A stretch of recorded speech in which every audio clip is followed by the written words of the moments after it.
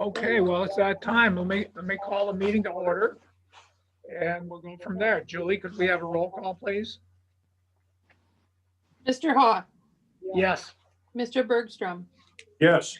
Miss Goodman, Yes.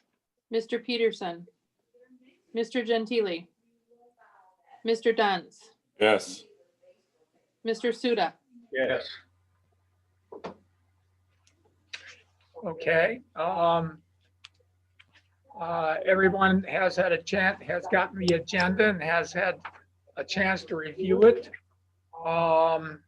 Any changes to the agenda as presented?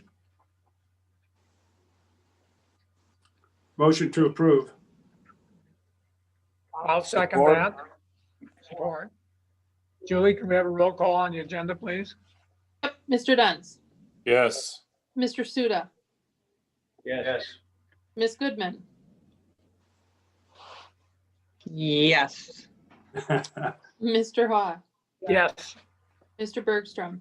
Yes.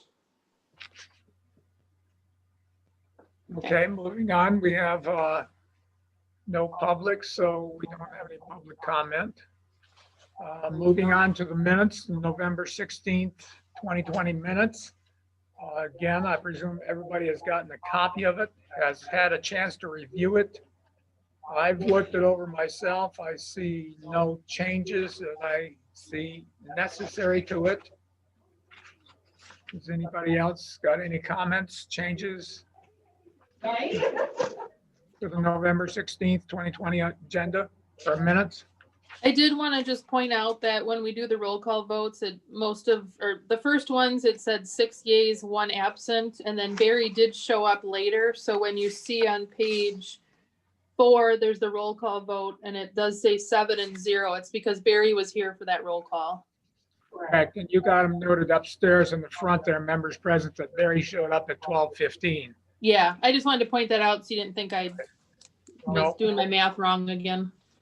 no, I was watching that, and I know most of the stuff that we did for shows him absent, we did that in his 15 minutes before he got here.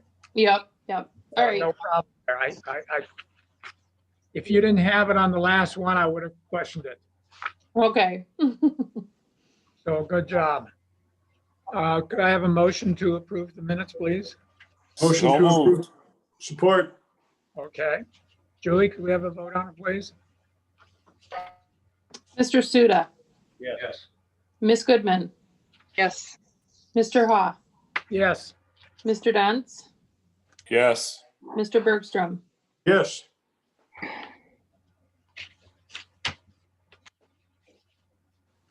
Okay, moving on. November 2020 accounts payable. I presume everybody's gotten a copy of that, as well as the financial statement, revenue and expenses and so on. We'll look at the accounts payable first. Any comments? Questions, changes? The only thing I noticed on there that jumped out quick, which was normal, was the McGinnis drain payoff. And I believe that's once a year. That is Yep. correct. Yep. And then we had the other repairs for the Aaron's hanger through Speed Wrench. So everything looks pretty normal to me.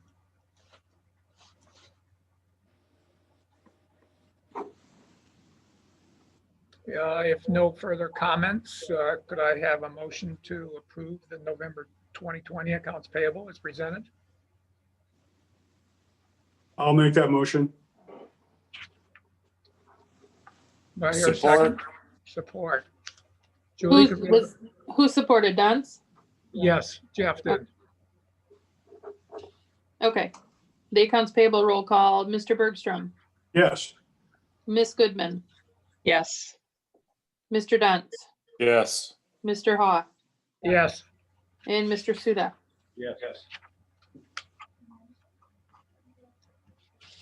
Okay, the next item is the November 2020 revenue expenses, and as well as the balance sheet, trial balance sheet. Again, I presume everybody's gotten a copy of that, has had a chance to review it. And if there's any comments, go for it.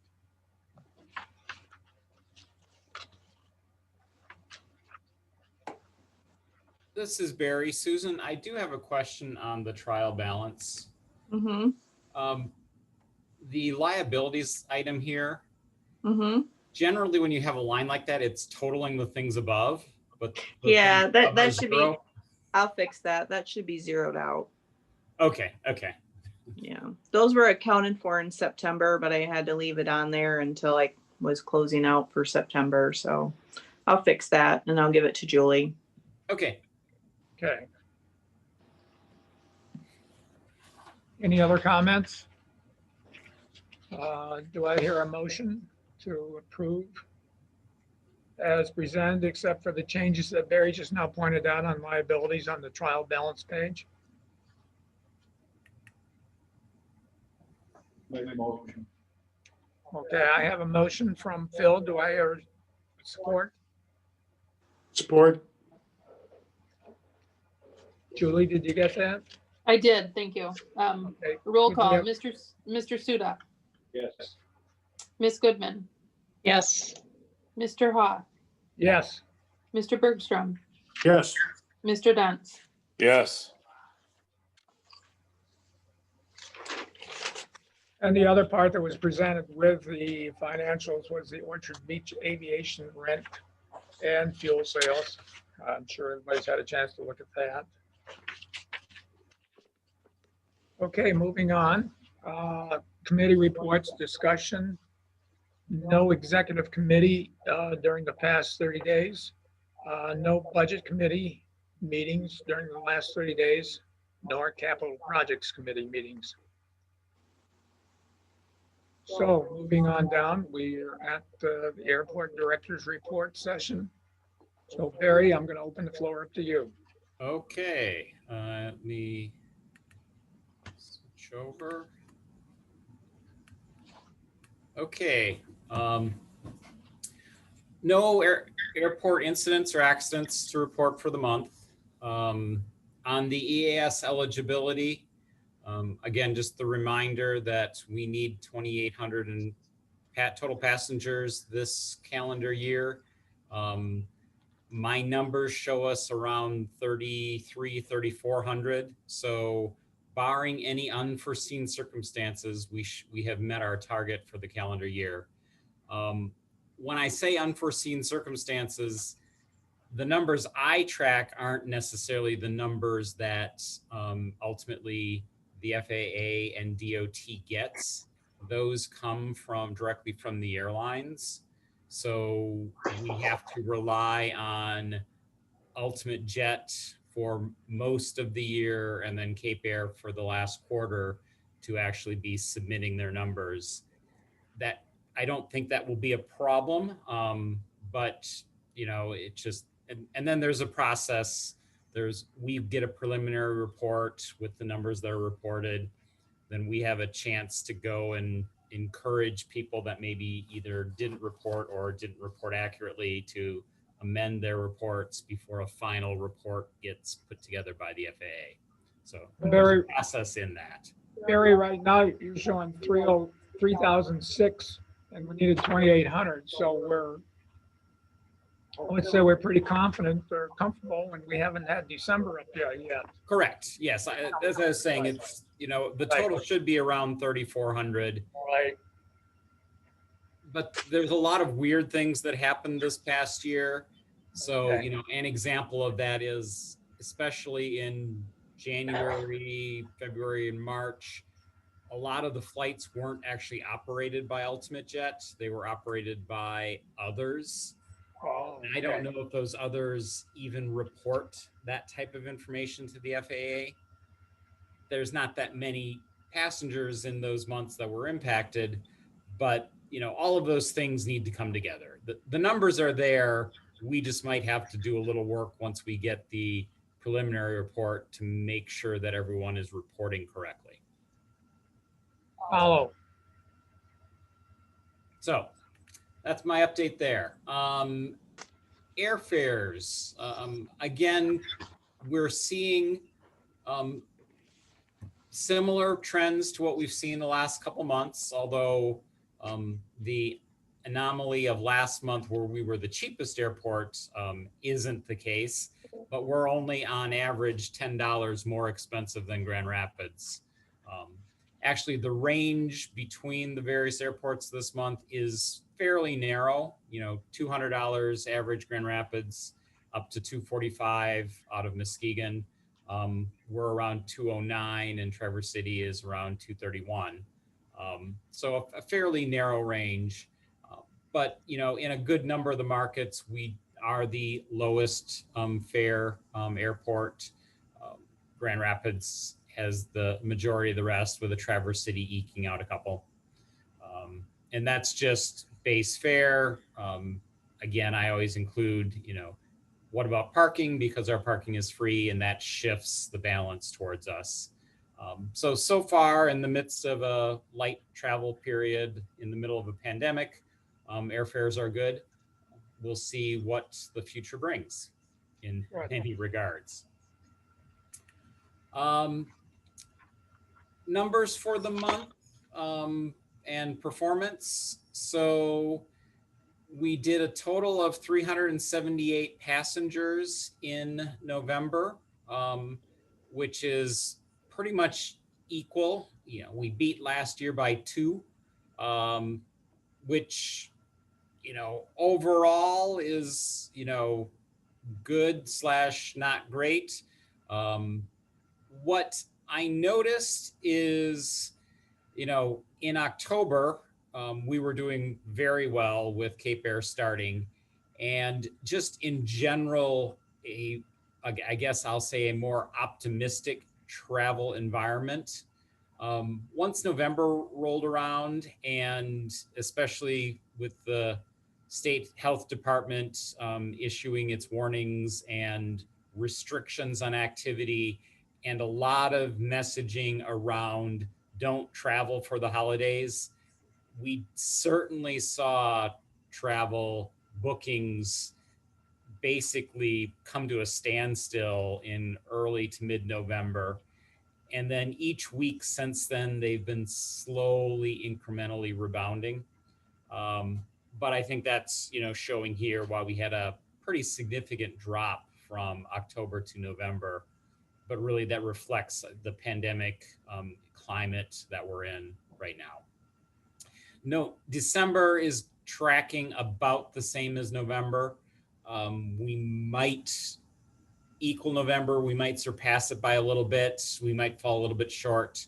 You know, there's a lot of people that are just really holding off and only booking at the last minute as they really decide what they're going to do, you know, over really the next week for the holidays.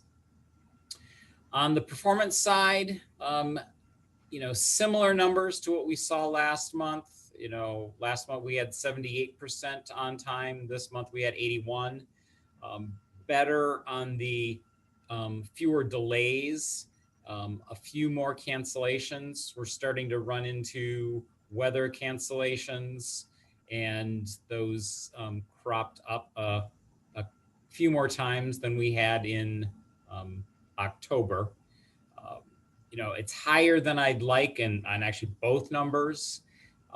On the delays, the majority of those all happen to be the first flight out of the day. For whatever reason, Cape Air is having a hard time getting out of here at 7:15. You know, 7:30 to 7:45 tends to be what's more likely happening than not, which isn't significant, but if you've got a tight connection in Chicago, that can make a difference. So that's an area of concern that I intend to bring up with them at some point in the future. On the cancellation front, you know, I think part of that is just understanding weather conditions and our processes, and us adjusting our processes to their comfort levels around snow removal, ice contamination, reporting, etc. So I think as we all get more familiar, those numbers will improve. There's another reason that I'll touch on later in my report that I will mention at that point. Any questions on either the passenger numbers or the performance of the airline for last month?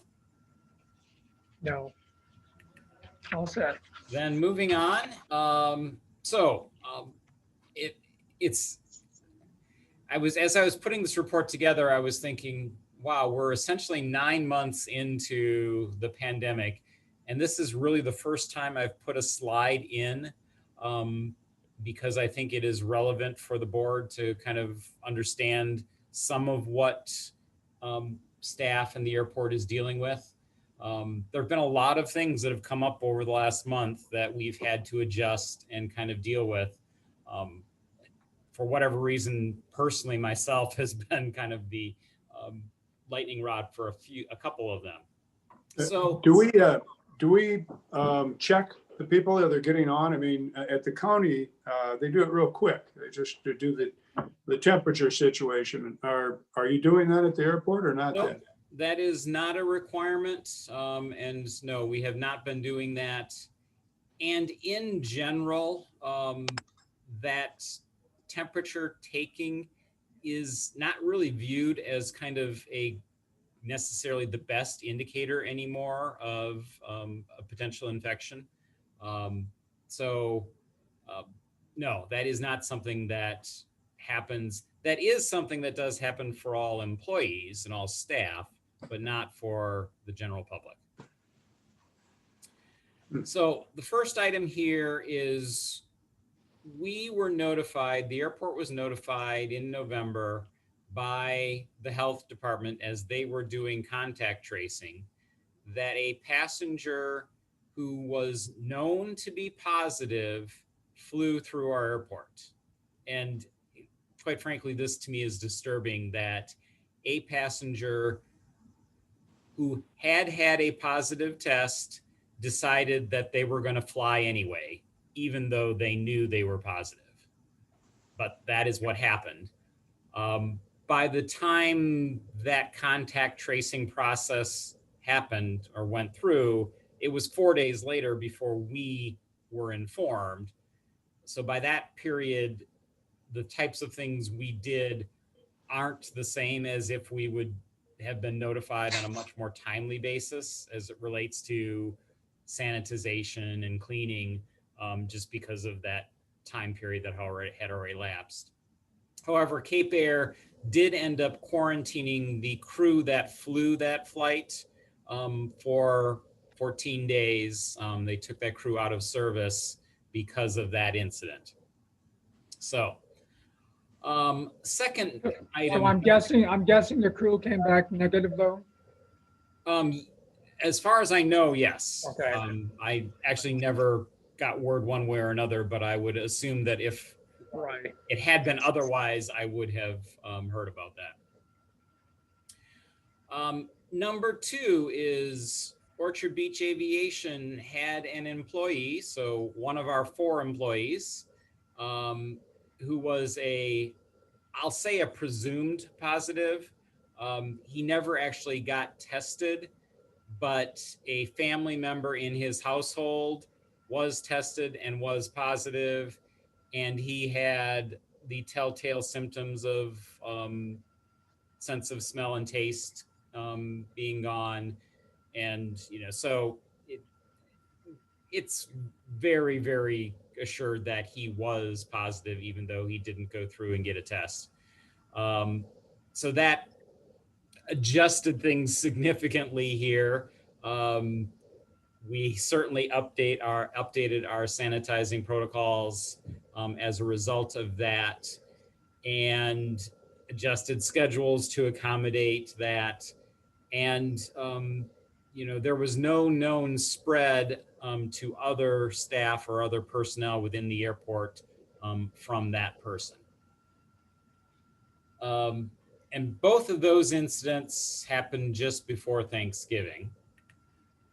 Does the airport have any liability for that if somebody gets on that plane because we didn't test them and somebody gets seriously sick and dies, do we have insurance, or what do we have here? I would say that whole area is not well known as to who has liability for what. That was something that was really on the table for Congress in the latest bill that they put together over the weekend, was to address some of those liability concerns for businesses and other entities, but that is not something that they decided at this time to tackle. In some ways, it's, I'd say, too early, because those decisions ultimately happen through the court system, and just the pace that happens, this will all be over, and those issues will still be being litigated through the court system. Generally, what I'm hearing and, getting from feedback from other airports and kind of the industry is, follow best industry practices, and that's really the best you can do under the current circumstances. So that's what we're trying to do. The next item I have is something that impacted me directly. So I was notified, or one of my children was notified, that they had been a close contact of someone who had tested positive in the school system, and were therefore requested to isolate for a period of 2 weeks. So during that time, since I was in the same household, I significantly limited my time coming into the airport. I didn't completely isolate or quarantine myself, but I certainly cut back the amount of time I was at the office significantly for those 2 weeks. And those were the 2 weeks leading up to Thanksgiving. Then the next item also impacted me. So just after Thanksgiving, my wife, who runs the food service program at Manistee Catholic Central, experienced fever, cough, headache, and fatigue. We were very convinced that she was going to test positive. So she took a test. And during that time, while we were waiting for the feedback, my entire family was quarantined and had no contact with the outside world for 6 days. Test did come back negative. So, it was some other virus that was floating around that got her. So, as a result, my schedule and my ability to actually be productive over the last month has been significantly impacted. And there's just a lot of things that I have gotten behind on. And in addition, we had some vacations going on of staff here. So it was not a productive month. Hopefully going forward after the holidays now, I can get better productivity out of myself. And then last week, Cape Air notified us that a crew member had tested positive, who had flown out of Manistee the prior week. So, we did our notifications of people here who were in contact. But again, the nature of these notifications is often a week or so after the events, which limits what you can do from a sanitation standpoint. But it does obviously increase monitoring and people's awareness to be on the lookout for any possible symptoms. Well, I would think that the best thing you can do is continue cleaning and other type procedures that you are normally doing. Yep. Right. One thing that I didn't mention in my report that I actually, as I'm thinking about it, I had intended to. We've been contacted by the General Services Administration, the GSA.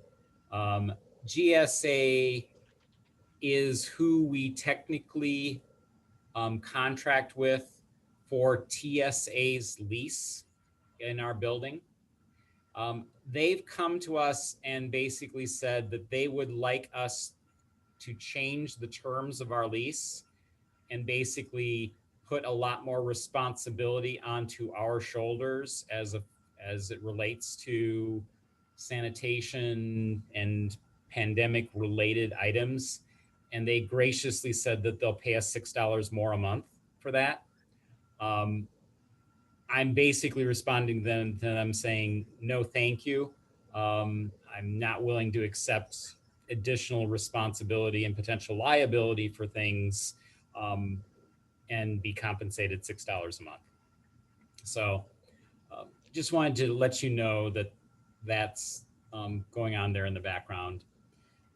They've also requested that we have in place a contractor who is able to do a certified deep cleaning of the airport facility. And we have reached out to ServPro to do that. If we do need to go down that path, that will cost about $2,500 to deep clean and the airport in a formal way that is recognized and following all guidelines for that type of service. Then I'm guessing that they are certified to do what you're saying Correct. they can do then. Okay. Correct. Yes. Again, we'll see if that ever becomes necessary. But again, the scenarios that would work, that would trigger those events are scenarios where we know someone is positive in the facility at the time they're traveling through, so that we can shut things down and immediately do that type of deep cleaning. When you're getting notification a week later, that it just doesn't make sense anymore, because the expected half-life of the virus on surfaces would indicate that that's generally a minor risk with that much time elapsed. Not necessarily no risk, but a significantly minor risk at that point. Any questions on COVID-19 impacts in the airport? Just one thought, Barry. I would continue. I would agree with what your response was to GSA, and also as the backup with ServPro. Yep. I would stand my ground and stay that direction. Okay. Moving on then. So, oops, I didn't update the date on the slide. ALP update. Priya Newhoff is continuing, spelled wrong, on that project. The PFAS testing, the contractor was out the end of November, and they basically dug 3 wells on the airport, and wells / borings. As a result of that, we've got about 8 barrels of soil and water that they basically extracted that we need to keep on site for probably the next year or so, as they do now testing of those samples, so that if they want to, they can come back and get a second sample from the same material that they extracted during their time here. So overall, that went well. Their original plan was to do a well in an area that would have required that we close the main runway. Right. But after some back and forth with them, they said, oh, well, we don't need to do it there. We could move over here out of the way. It's like, well, let's do that. So the overall impact, there was really no impact to airport operations while they were doing this on the airport. And again, that is being paid for by a grant from MDOT/Eagle. That was the board had basically approved earlier this year. Barry, those barrels you were referring to, I hope they're kind of well marked and off to an area where they're somewhat protected from somebody running Yes. over them or Yep. rolling them away or They something are like they that. are they are inside a building because they also need to be in an area so they don't freeze and potentially Right, okay, expand and that stuff. Okay. So they're inside and in an area that, should be fine. okay, So moving on, Cape Air service. So overall, I would say Cape Air is settling in, and that goes for all of us, from operations staff, getting familiar with their procedures, their staff here, their crews, and everything's just kind of getting into a routine now. I've already talked about their November performance, and it's not great, but again, if they could solve their issues around getting that morning flight out on time more regularly, their performance numbers would actually be pretty good. The issue around canceled flights is that, let me see, is that on the next slide? Yeah, it's actually on the next slide, so I'll hold off on that in a second. What I'm seeing for December is very similar to November. I think we'll have, nearly the same number of passengers, kind of in line with where I would expect us to be versus our historic averages, given that we're in a pandemic and there's active communication that's saying don't travel now. So demand is certainly weak, but again, it's nothing one wouldn't expect given the situation we're in. So the TechNIM tends to be the area where we're seeing some of the cancellations and some of the operating issues. They are definitely improving. They're putting more resources at making sure that the TechNIM operates our flights at a higher percentage than initially happened back in October. And I've definitely seen that operation percentage increase. There's still an issue remaining with the TechNIM, and it is going to hamper us during the winter until it gets resolved. And I don't necessarily understand all the details of it, but there was a certification issue with regards to the TechNIM and operating in active snow conditions. Basically, Cape Air needed to redo some measurements as to how snow would blow off of the wings of the aircraft as it was taxiing on the ground. Because the TechNIM is a high wing aircraft, so that top surface of the wing is above what people can see, there is no visual indication that can be done as to, is there snow sitting there? As a result, certain criteria need to be met. Somehow that data either wasn't submitted originally or there was an issue. So Cape Air had to redo that testing and get that submitted to the FAA. And now we're waiting for the FAA to review and approve that data so that the TechNIM can operate when it is snowing without requiring someone to get up on a ladder and view the surface of the wings immediately before takeoff. wow, So it is what it is, but it's from a safety standpoint, there's no issue because they're currently not operating in any of these conditions that could potentially, or at least theoretically, be an issue. But getting that resolved is obviously necessary in the long term for that aircraft to operate in the conditions it's intended to operate. And I'm still in regular contact with Cape Air. on all of these issues and getting fairly regular updates.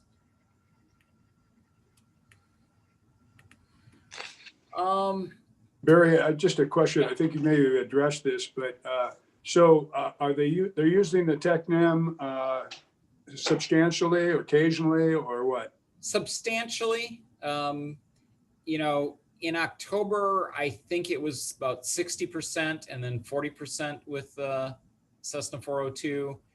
In November, I don't have a number, but I would say it's probably 75% and 25. And, you know, December, because we're getting a little bit more snow, we're maybe dropping back a little bit because of this snow-related issue. But I mean, the types of issues that are we're seeing are more predictable and have results or fixes in the pipeline. Whereas in October, it just seemed like there was just a variety of different issues without any one thing, you know, being notable. And I think those kind of more random issues have been addressed in their maintenance on the aircraft. And, you know, now we're just dealing with these kind of more. Was there a problem then with a buildup of snow on the wings, or not then really? No, there wasn't. But again, that's data that's been collected that the FAA has to certify and then bless operations under those types of conditions. Okay, so you're not significantly concerned about this then, right? No. Okay, thank you. Okay. Going back to some of my previous reports is when Cape Air started service, the TechNem, and therefore as that being the target aircraft for our service, was limited to selling only 7 of the 9 seats on the aircraft. 2 issues needed to get resolved for that to increase from 7 to 9. Their conservative guidance was that the first would be resolved by January 1st and the second by February 15th. Well, the first is a weight increase that was approved earlier by the FAA that needed to then flow through all of their processes. And that happened earlier this month. So for the holiday period, we are able to sell 8 seats. And we've got a number of flights that are sold out now to 8 seats. So we're able to utilize that extra seat on some of these higher travel days over, especially around Christmas. 9 seats has to do with the training of the captains who are flying the aircraft and ensuring that they have a minimum number of hours in the aircraft for it to bring it up further. And that, you know, I haven't gotten an update on that, but, you know, the outside window on that was February 15th. But realistically, once we get past the holidays and into the dead of winter, you know, it's less likely that we're going to need, especially in the midst of a pandemic, that 9th seat on very many flights. So last month we talked about the first officer requirement / waiver that Cape Air was asking for us. I've communicated back the board's opinions on that, and that a first officer be required on all flights if possible, and they are proceeding accordingly. Barry, what does the if possible mean? I'm not going to say, well, let's take, for example, you know, we've got a flight here and the first officer in the morning got sick. That flight would probably operate with just the captain as opposed to canceling the flight. Okay. Because again, they're legally certified to fly single pilot on these aircraft. Right. But our goal is that they have both a first officer and a captain on every flight where they can, where there isn't some reason where that just can't happen, and the flight would be canceled otherwise. Okay. That's understandable. So next is rental car update. I've gotten no update nor feedback from Hertz. And quite frankly, I have not done much to follow up on the last 30 days on this. It will be a higher priority along with many of the things that are on my plate over the next month. Marketing updates. We still owe you basically a presentation. Right Side Design typically does a presentation to the board on our basic marketing plans for the year. And wish I knew how to make my phone stop ringing. Would January work for the board on that? I mean, it will be essentially our organizational meeting. We may have a new member or two, but I'm thinking of trying to schedule that next month. The only thing is the January meeting is going to be a little earlier too. It's already scheduled for January 11th. That's true. And with the organizational aspect of it and so on, my recommendation would be to focus into February. Okay, I will put that on my calendar for February then. Any other comments on that from the board? Okay. Okay, there has been some joint marketing going on in the last month with Cape Air. So Cape Air, we typically over the last 8 years have done a couple events, marketing events this time of the year. We've generally had a sale on Cyber Monday after Thanksgiving. And then we've also typically had another sale on the winter solstice, which is today. Cape Air this year also decided that they were going to do a Cyber Monday event. So we basically joined into that and promoted that through our channels. It was a 10% discount on Cape Air gift cards. The idea being that often people right now are just not ready to commit to travel. So purchasing a gift card at a discount that can be used at any time in the future is a way to take advantage of a discount without committing to a specific travel date at this time. I haven't yet heard back from Cape Air as to how that went. Our last joint marketing meeting needed to get rescheduled because of a conflict on Cape Air's side. Today, we're supposed to have a different promotion, and this is solely for the Manistee market, which is essentially all seats are being sold at $39 between Manistee and Chicago for travel from January 5th through March.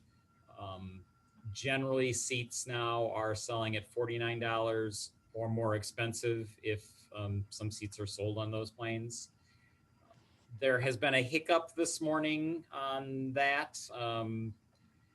So it hasn't yet really rolled out yet. And as soon as I get off this meeting, I've got to go change some things on our website to make that happen. I've been monitoring. So I got up at 2 a.m. this morning to see because there was supposed to be a promo code. And yesterday the promo code was being rejected as not valid, which makes sense because the sale was supposed to be today. So I got up at 2 a.m. and tested and it wasn't working and sent emails, but naturally there was no one awake other than myself to be dealing with those emails on Cape Air's side. So this morning they've done some investigation and they're actually changing how they're going to implement it. So I've got to get some of those changes onto our website so that people can actually buy these $39 tickets that are now there. So some hiccups we're learning again, working with Cape Air on how to do some of this stuff. but you know, we'll overcome. And then just my last note, I've been mentioning this last couple months, is I'm still looking for the board to really start looking at their policies around these specific items. And I know Jerry was planning on working on getting a committee going, and I can let Jerry talk about that probably, you know, under old business Right now. or something, or right now. Yep. I just want to, I didn't add it down as old business. I just thought I'd put it in now. I don't know if everybody in the board got my email. I'm curious as to whether they did or not. Did anybody get my email reference or request for some volunteers for? And then, I got it, Jerry. okay, good. I was wondering. So, nobody responded back. At this point in time, Phil has volunteered to work on that with us. And Andrew has also, if he's reappointed to the board. He didn't realize his term was running out at the end of this month. So I'm guessing the folks at the county commission there needs to push Andrew along. He says he'd like to do it again if everybody's okay with him going on for another period. Yeah, that's good, Jerry. And that brings up one topic I wanted to mention, and that is, I just received a text prior to the start of the meeting that from Jill Novak, the clerk, that she has not received any applicants for that position that Andrews currently has. And Wednesday at 5 o'clock is the deadline. So I'm glad that he has an interest to serve as another term, but Yes, he does. he definitely needs to get his app in. Well, he's out of town right now, to my knowledge. So we got until this Wednesday. Can we forge one for him? Wednesday at 5 o'clock. I Can don't we know about forge? forge. I'm sure we can get one to him electronically. You can scan it and send it in. I can't Okay. imagine that being a problem. That's a good idea. Let me give him a call then. Okay. And Just to interject, he does have all the information. I sent it to him last week. okay, But it was just as he was heading out to Denver to visit his children. And he was planning on dealing with it when he came back, which I think is either today or tomorrow. So, okay. I'll still touch base with him. Okay, that's all I've got on that subject. okay, that is my report. Okay. Folks, any new business? Okay, any comments by the board members? Jerry, I don't know if you know or not, but I've retired from the county as a board commissioner. And so my seat will be open. And I don't know if Eric Gusted, who will be having my seat, if he'll be put on it automatically or if there'll be a vote or something, but that's something I guess you'll work through on that. Correct. So anyway, I just want to let you know that I have retired from the county, and so I've enjoyed it tremendously. This is my favorite committee, if you want to know the truth. I really, it's a very interesting area, very important area too. So I just wanted to make that clear that I won't be on the board anymore, and that I don't know if Eric Gusted will be interested or if the board will want him in that position, but that'll be a decision made by the board. I've enjoyed it a lot, and I think it's a great committee, really. So, thank you. Mark, I want to say thank you for all of your service. It's been appreciated over the years. Thank you. And Mark, that echoes with my feelings also. Appreciate your input and your knowledge and supporting us. Thank you. Okay. We're gonna miss you. Thank you. Any other comments by the board?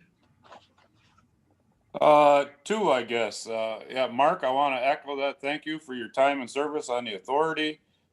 Do have a plan in place if the applications come in.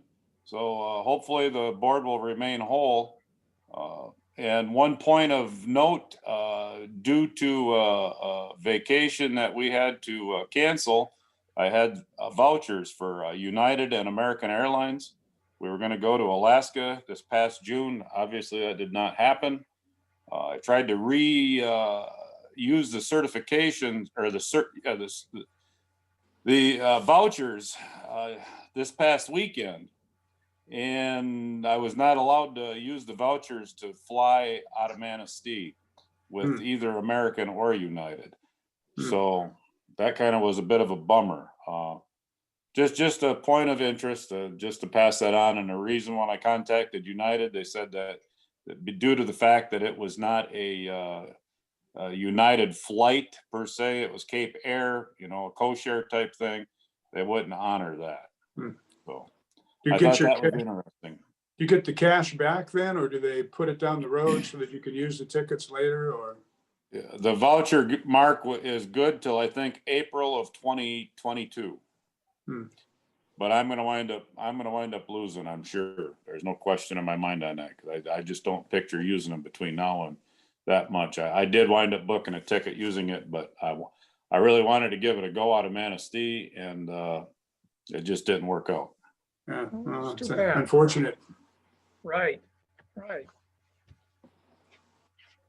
Okay, anyone else? I showed on the Zoom that Mr. Suda left at around 12:30. Did he actually leave? Or did he Oh. stay in the room with you? He's here. Okay, Yeah, apparently his computer, the voice is not that good on it, so hear it from that computer. he's kind of Okay. scooted over and he's about 6 feet away from me watching the same screen here. all right, sounds good. Yes, but he's here, definitely. I didn't leave you. He's still here. Okay. If that's it, I will adjourn the meeting. Thank you. Yep. And Have a good happy one. holidays, everyone. Same to Merry you. Christmas, Happy New Year. Jerry, hang on a second. Yes, I just got a text. I texted Andrew. He said he will not be back till Thursday, so I just followed up with a text as we were talking that is it possible for him to do it electronically? so he hasn't got back to you yet. I don't know about the electronically part. I just sent that. I'll probably get a response here any moment, but hopefully he can. Okay. Good, good. I hope so too. But please follow up with him as well. I will do that. All right, thank you. Bye, Bye. and thank you. Yep.